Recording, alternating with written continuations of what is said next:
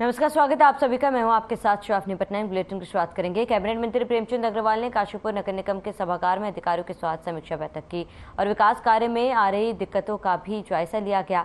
आपको बता दें कि वित्त व शहरी विकास मंत्री प्रेमचंद अग्रवाल ने नगरपालिका महुआ, खेड़ागंज, महुआ, डाबरा, जसपुर, गदरपुर, बाजपुर, केलाखेड़ा और काशीपुर नगर निगम समेत कुल 8 नगरपालिका के अधिकारियों के साथ विकास कार्यों को लेकर समीक्षा बैठक की है। और यहां बताते कि उत्तराखंड सरकार के सभी योजनाओं को धरातल पर लाने के लेकर विस्तृत रूप से उक्त समीक्षा बैठक का आयोजन भी किया गया था, जिसमें कई बाधाओं की बात सामने आई थी, जिनका निराकरण करने को कैबिनेट मंत्री प्रेमचंद अग्रवाल ने संबंधित अधिकारियों को निर्देश दिए हैं।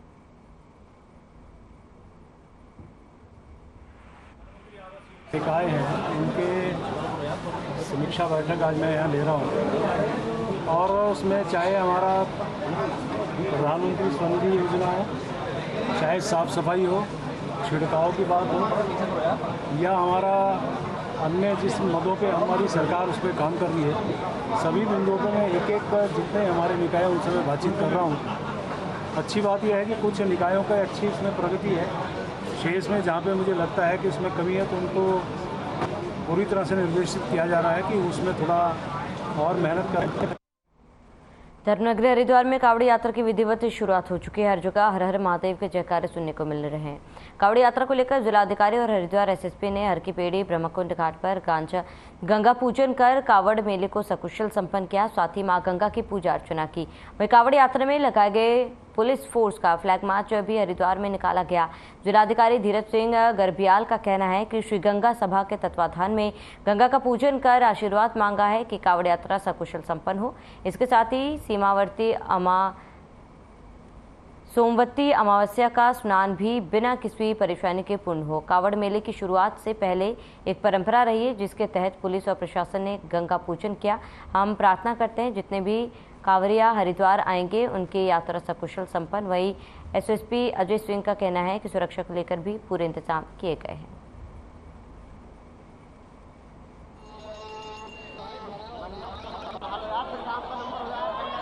हम लोगों ने गंगा मैया से आशीर्वाद मांगा है कि कांवड़ यात्रा हमारी जो स्टार्ट हो गई है अब वो निर्विघ्न रूप से संपन्न हो और सोमवती अमावस्या का जो स्नान होगा बिना किसी परेशानी के अपना पूर्ण हो जाए। और इसके लिए पुलिस और प्रशासन की ओर से हमेशा की बात ही एक परंपरा रही है, जब भी कांवड़ यात्रा शुरू होती है तो हम लोग अपना पूजा अर्चना यहाँ पे हर की पैड़ी में करते हैं। कांवड़ यात्रा की शुरुआत आज विधिवत हो गई है गंगा सभा के द्वारा। इसमें यहाँ पर आयोजन भी किया गया, यहाँ जिसमें पुलिस प्रशासन, पैरामिलिट्री फोर्सेस और सभी अधिकारीगण जो है इसमें यहाँ पर शामिल हुए। और चूंकि इतनी बड़ी यात्रा है तो कहीं ना कहीं माँ गंगा का आशीर्वाद, भोले की आशीर्वाद, सबके आशीर्वाद की आवश्यकता है। साथ ही साथ जो हमारे लोग हैं पुलिस प्रशासन से जुड़े हुए हैं, सबको एक सामूहिक पूजा करने से एक जो भावना आई है और सब लोग मिल के काम करेंगे। पूरी उम्मीद है कि सकुशल कांवड़ मेला।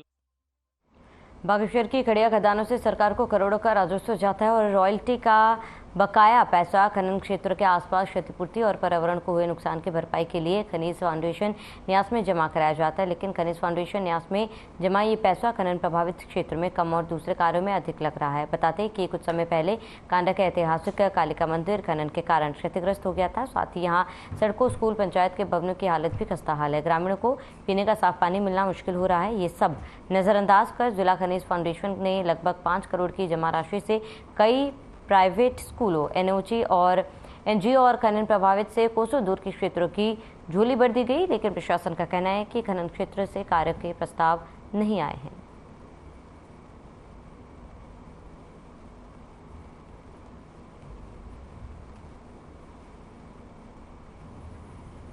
हमारे घर को खोखला किया जाता है। कांडा क्षेत्र को पूरी तरह से, कांडा का हो, भैरू चबट्टा, दुगनापरी वाला क्षेत्र को हो, खनन प्रभावित क्षेत्र है। इसको खोखला करने के बाद अगर ऐसी बात कही जाए कि वहाँ से कोई मांग नहीं है, कोई प्रस्ताव नहीं है, तो ये अपने आप में मेरे को तो मजाक सा लग रहा है क्योंकि जब हमारी ही धरती खोद दी जाएगी तो कैसे अपेक्षा नहीं है। हमारे स्कूलों की आप व्यवस्था देख सकते हैं। अभी हम पंचायत घर में आज हमारा ये जन्मदिन भी हम लोगों ने मनाया। क्षेत्रों का दुआन हो रहा खनन की वजह से उनके डेवलपमेंट के लिए, उनके विकास के लिए उसमें का खर्चा नहीं किया जा रहा। हम उस चीज़ का रिकॉर्ड भी निकलवा रहे हैं और जहाँ ये पैसा खर्च हुआ उसके पूरे रिकॉर्ड्स को कांग्रेस रख रही है और हम इस बात को उठाएंगे भी। और सरकार आने के बाद जिन अधिकारियों ने इस तरीके की हरकतें की है उनके खिलाफ कार्रवाई करेंगे। सभी क्षेत्रों में विभिन्न विकास कार्य हैं, 31 या 32 कार्य हैं, उसमें 5.67 करोड़ रुपए का अनुमोदन किया गया है। वर्तमान में उनका 75% की धनराशि निर्गत कर दी गई है।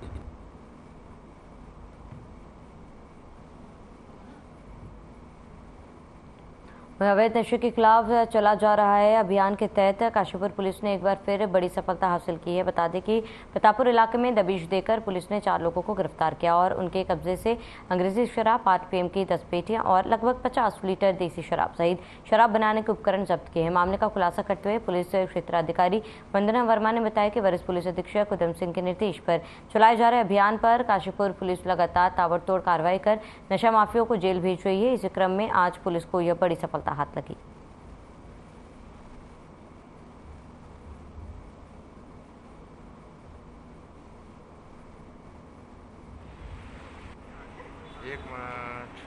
काशीपुर क्षेत्र में प्रतापपुर चौकी को एक अच्छी सफलता हासिल हुई है। इसमें एक क्रम में इन्होंने एक टेम्पो को पकड़ा है जिसमें 10 अवैध पेटियां जो कि 8 PM विस्की की हैं, उत्तराखंड मार्का, और इसमें 2 अभियुक्त हैं, करण और वंशपाल। इन दोनों को मौके के साथ इन्हें गिरफ्तार किया गया है।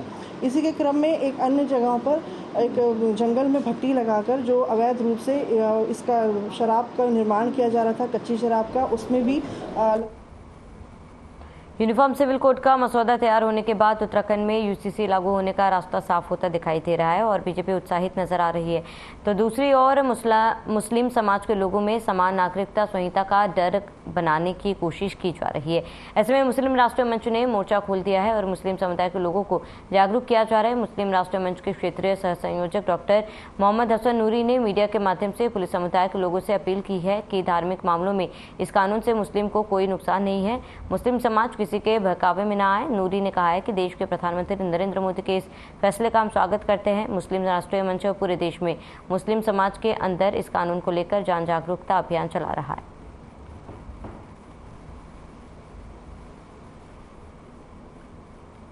समान नागरिक कानून जो आ रहा है हम उसका स्वागत करते हैं। माननीय नरेंद्र मोदी जी जो प्रधानमंत्री हमारे देश के, उनकी एक अच्छी पहल है कि को समान अधिकार मिले। मुस्लिम समाज को इससे डरने की कोई ज़रूरत, धार्मिक मामलों में इससे कोई नुकसान नहीं है। मुस्लिम समाज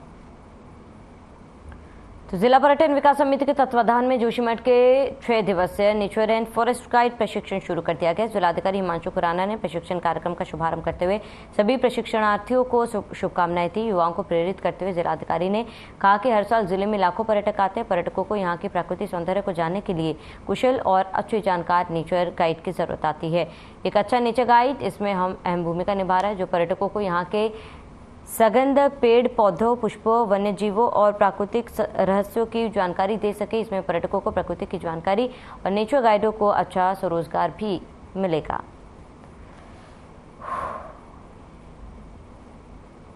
valley of flowers national park और यूनेस्को की विश्व धरोहर में भी है। तो इसमें जो हमारे नेचर गाइड हैं उनको थोड़ा और डेवलप करने के लिए, उनका प्रशिक्षण करने के लिए और better qualified nature guide develop करने के लिए एक 6 दिवसीय एक प्रशिक्षण कार्यक्रम आयोजित किया जा रहा है। जोशीमठ से इसका प्रारंभ हो रहा है और 2 दिन के क्लासरूम ट्रेनिंग के बाद ये फील्ड में भी वैली ऑफ फ्लावर्स में जाएंगे। इसमें हमने विभिन्न जगहों से हमने विशेषज्ञों को बुलाया है और वो यहाँ पर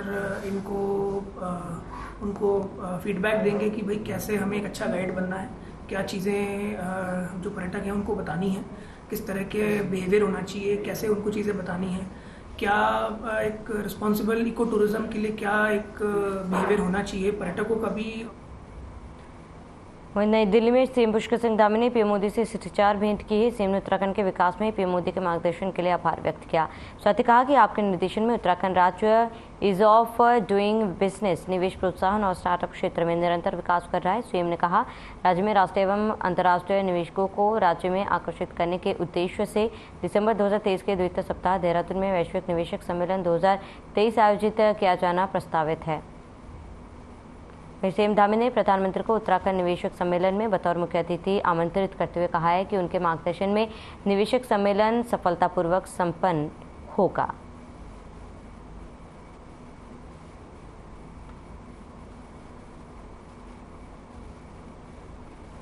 दिल्ली दौरे पर है उत्तराखंड के सीएम पुष्कर सिंह धामी। बीती रात मुख्यमंत्री पुष्कर सिंह धामी ने केंद्रीय गृह मंत्री अमित शाह से उनके आवास पर मुलाकात की। मुख्यमंत्री धामी के कार्यकाल के 2 वर्ष पूर्ण होने पर अमित शाह ने बधाइयां दी है। इस मुलाकात के दौरान दोनों के बीच प्रदेश के विभिन्न विषयों पर चर्चा हुई। मुख्यमंत्री धामी शुरू होने वाली कांवड़ यात्रा से संबंधित तैयारियों की जानकारी दी। केंद्र सरकार के सहयोग पर गृह मंत्री अमित शाह को धामी ने धन्यवाद दिया। सूत्रों के माने तो उत्तराखंड में मंत्रिमंडल विस्तार पर भी सीएम धामी की गृह मंत्री से चर्चा हुई। इसके अलावा दायित्वों को लेकर भी चर्चा हुई है। सीएम धामी का पार्टी संगठन और अमित शाह से मुलाकात के बाद अब ये लगभग तय हो गया है कि मंत्रिमंडल विस्तार जल्द से जल्द तय कर दिया जाएगा।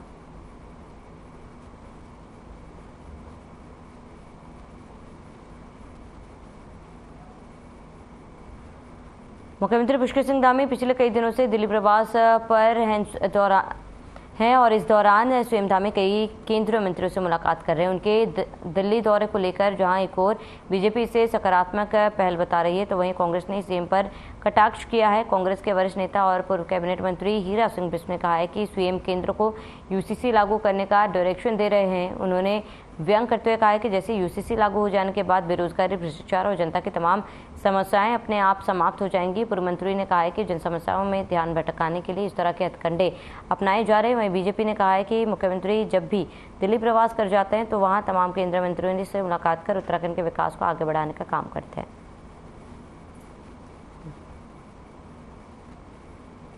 देखिए, माननीय मुख्यमंत्री पुष्कर सिंह धामी जी का दिल्ली जाना, विभिन्न विभागों के वरिष्ठ मंत्रियों के साथ मिलना, राज्य के विकास के लिए उनका संज्ञान लेना और राज्य में जो महत्वपूर्ण योजनाएं चल रही हैं, परियोजना चल रही हैं, उसकी यथास्थिति के बारे में जानकारी देना।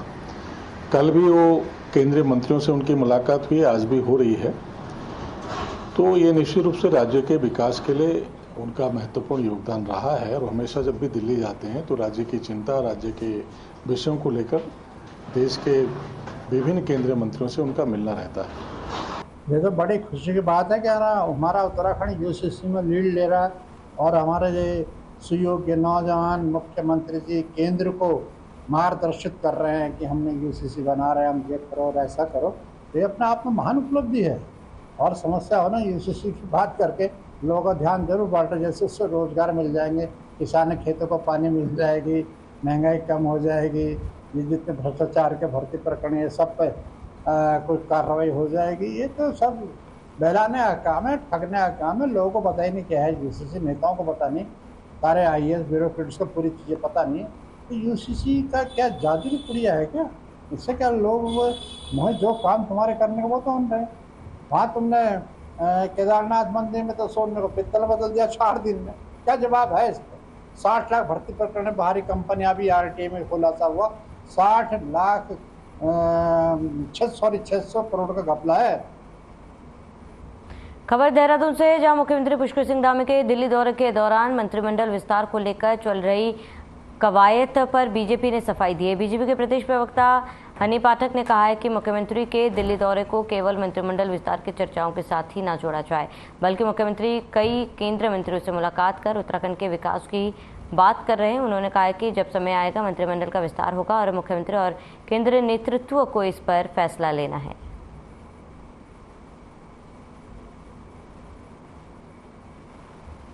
ऐसा है, मुख्यमंत्री जी अगर दिल्ली में मिल रहे हैं तो जरूरी नहीं है कि इसी विस्तार को लेकर चर्चा करी जा रही है, क्योंकि उन्होंने मुख्यमंत्री ये निर्मला सीतारमण जी वित्त मंत्री जी से जो मुलाकात करी है वो भी एक योजना के तहत उन्होंने मुलाकात करी है, और डेयरी उत्पादन मंत्री से जो मुलाकात करी है वो भी एक योजना के तहत उन्होंने मुलाकात करी है। तो हर चीज़ का मायना यही नहीं निकाला जा सकता है कि मंत्रिमंडल के विस्तार को लेकर ही मुलाकात करी है, और जहाँ तक मंत्रिमंडल के विस्तार को लेकर बात है तो वो जल्द ही पूरा किया जाएगा, और ये केंद्रीय नेतृत्व और राज्य नेतृत्व के फैसले के बाद ही निश्चित होगा कि उत्तराखंड के बहुचर्चित स्टिंग प्रकरण में सीबीआई स्पेशल जज धर्मेंद्र सिंह अधिकारी की कोर्ट में पूर्व सीएम हरीश रावत समेत 3 नेताओं के वकील पेश हुए हैं। इस दौरान विधायक उमेश कुमार के वकील कोर्ट में पेश नहीं हुए, जिसके बाद कोर्ट ने मामले की सुनवाई के लिए 15 जुलाई की अगली तारीख तय की है। सभी को 15 जुलाई को अपना जवाब दाखिल करना होगा। बता दें कि वर्ष 2016 में पूर्व सीएम हरीश रावत के स्टिंग मामले में वॉइस सैंपल लेने के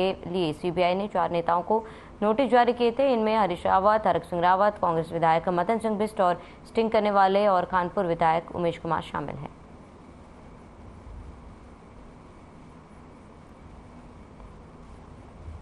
माननीय सीबीआई न्यायालय द्वारा आज के लिए सम्मन दिया गया था।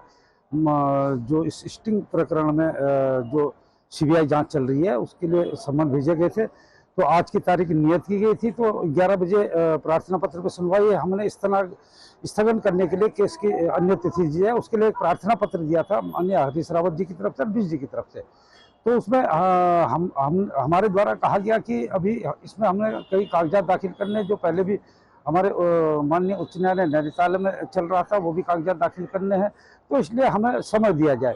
तो जिसका कि सीबीआई ने काफ़ी पुरजोर तरीके से कहा कि जी समय की कोई वो नहीं है, तो लेकिन हमारे तर्कों से सहमत होते हुए न्यायालय ने 15 तारीख इसमें नियत की है कि 15 तारीख को जो है। देहरादून एसटीएफ पुलिस को बड़ी सफलता हाथ लगी। पुलिस ने 1 लाख रुपए के इनामी बदमाश फुरकान को बिहार से गिरफ्तार किया है। आपको बता दें कि 16 अक्टूबर 2022 को आरोपी फुरकान और उसके साथियों में लक्सर हरिद्वार क्षेत्र में एक सुनार को लूटा था। इसी दौरान चीता पुलिस से हुई मुठभेड़ में आरोपी ने कई राउंड फायरिंग कर दी, जिसमें चीता पुलिस के 2 जवान घायल हो गए। वहीं आरोपी गोली मारकर फरार हो गया। हालांकि पुलिस ने आरोपी के अन्य 3 साथियों को मौके से गिरफ्तार कर लिया, लेकिन मुख्य आरोपी फुरकान काफी लंबे समय से फरार चल रहा था, जिसको देहरादून एसटीएफ पुलिस ने बिहार से लगातार गिरफ्तार किया है। बता दें कि एसटीएफ की गिरफ्त में आने से बचने के लिए शातिर आरोपी ने अपने आप को मरा हुआ घोषित करने की भी कोशिश की थी।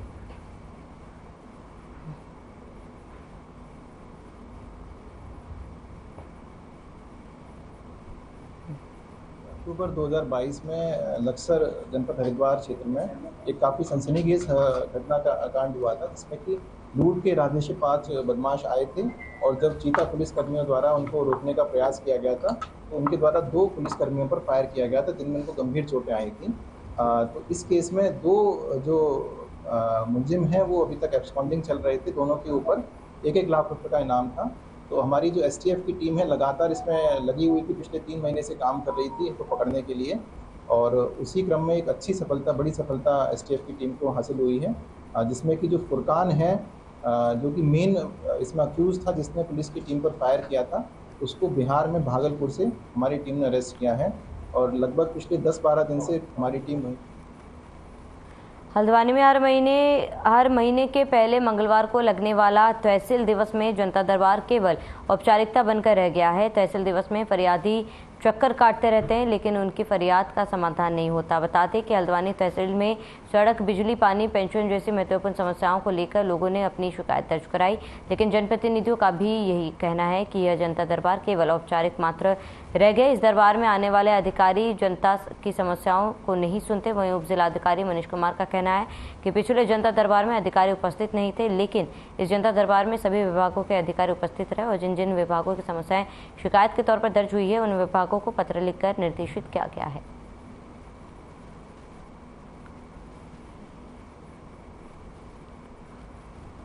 तो तहसील के चक्कर काट रहे हैं फरियादी। हालांकि जनसंवाद किया तो जा रहा है, लेकिन जनता की समस्याओं का हल नहीं किया जा रहा। एसडीएम ने विभागों को सख्त निर्देश दिए हैं कि जनता की समस्याओं का निराकरण किया जाए, क्योंकि इस तरीके से जनता दरबार लगाने का कोई फ़ायदा नहीं है।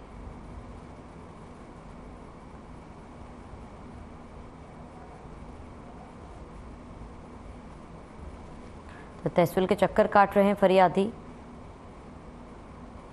जहां औपचारिकता बनकर जनता दरबार रह गया है। केवल नाम मात्र जनता दरबार लगाई जा रही है और इसी को लेकर एसडीएम ने सख्त निर्देश भी दे दिए हैं और औपचारिकता के रूप में जनता दरबार लगाया जा रहा है, लेकिन फरियादियों की समस्याओं का हल नहीं निकाला जा रहा है।